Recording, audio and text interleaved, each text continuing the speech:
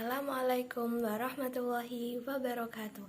Halo, perkenalkan, nama saya Putri Anifatul Ulfa Hadratul Afia, NIM 2313 3012 15. Saya berasal dari program studi pendidikan guru sekolah dasar Fakultas Tarbiyah dan Ilmu Keguruan, Universitas Islam Nahdlatul Ulama Jepara. Saya dari kelas 1 SDA 1. Baik, jadi hari ini kita akan belajar mengenai siklus air. Siklus air adalah sirkulasi air yang berasal dari bumi, kemudian menuju ke atmosfer, dan kembali lagi ke bumi dan berlangsung secara terus-menerus. Untuk itu, kita juga memerlukan alat dan bahan untuk belajar. Yang pertama, satu lembar buku gambar yang sudah digambar seperti ini. Yang kedua ada gunting. Yang ketiga ada kardus yang sudah dipotong seperti ini. Yang keempat lembar mika plastik. Yang kelima ada spidol. Yang keenam ada lem. Yang ketujuh ada klip. Cara membuat: pertama, gunting buku gambar sesuai pola.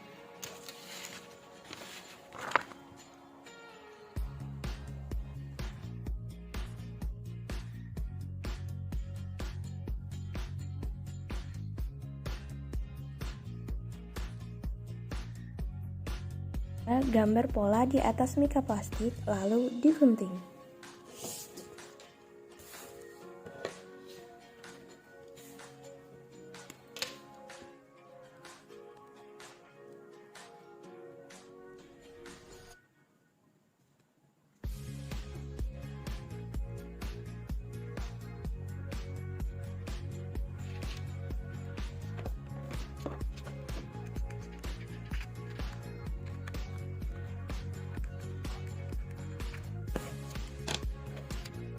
Tempelkan gambar di atas kardus yang sudah dibuat.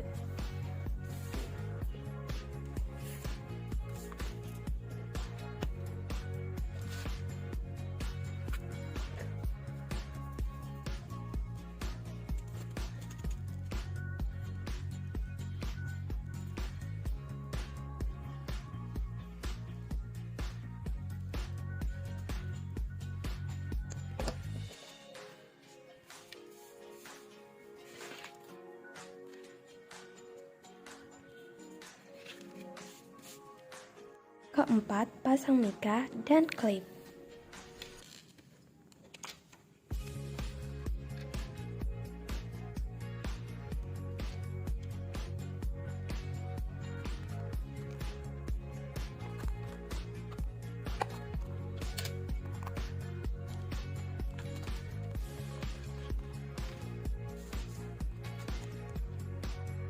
Mari kita mulai. Yang pertama, siklus hidrologi pendek atau siklus kecil. Prosesnya, uap air yang terbentuk melalui evaporasi air laut kemudian akan diturunkan sebagai hujan pada daerah di sekitar laut. Hidrologi tergolong siklus pendek karena tidak ada proses adveksi atau pergerakan air oleh angin. Proses terjadinya siklus hidrologi pendek. Yang pertama, sinar matahari memberikan energi panas sehingga menyebabkan air laut menguap kemudian berubah menjadi uap air. Kedua, setelah mengalami penguapan, uap air mengalami kondensasi atau pengembunan dan menjadi awan yang mengandung uap air. Ketiga, awan yang terbentuk akan mencapai titik jenuh sehingga menyebabkan hujan di permukaan air laut.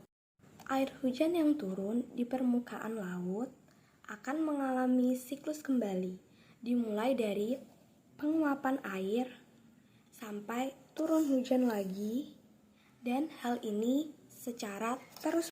Yang kedua, siklus sedang.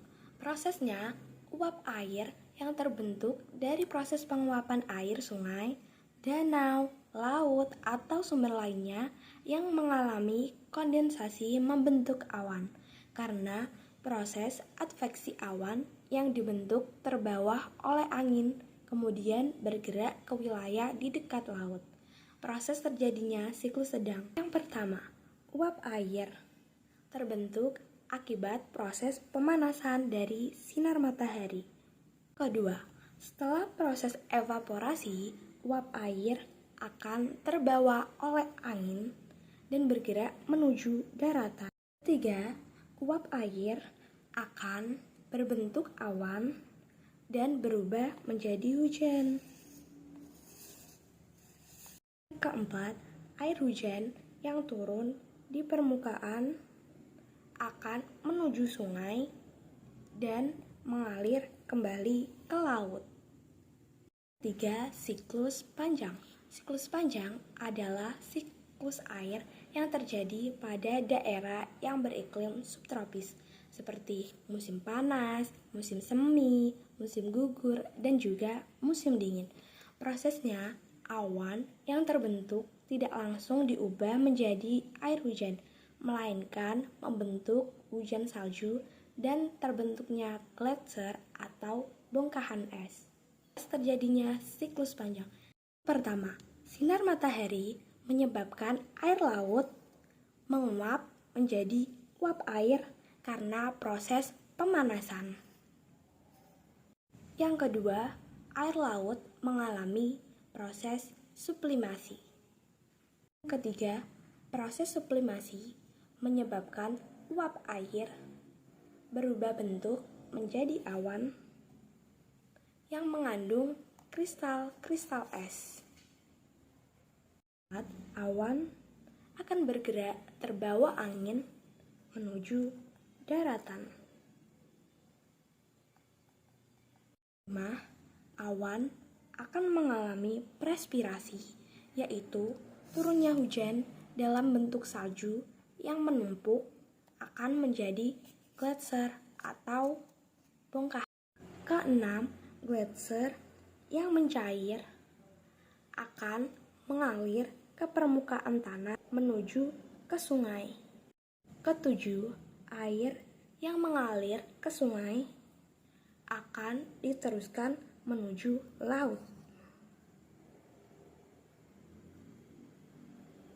Jadi, siklus air bermanfaat untuk menjaga ketersediaan air bersih yang jumlahnya terbatas di bumi.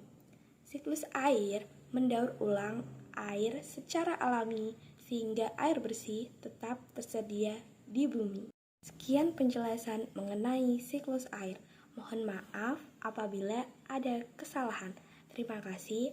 Wassalamualaikum warahmatullahi wabarakatuh. Sampai jumpa.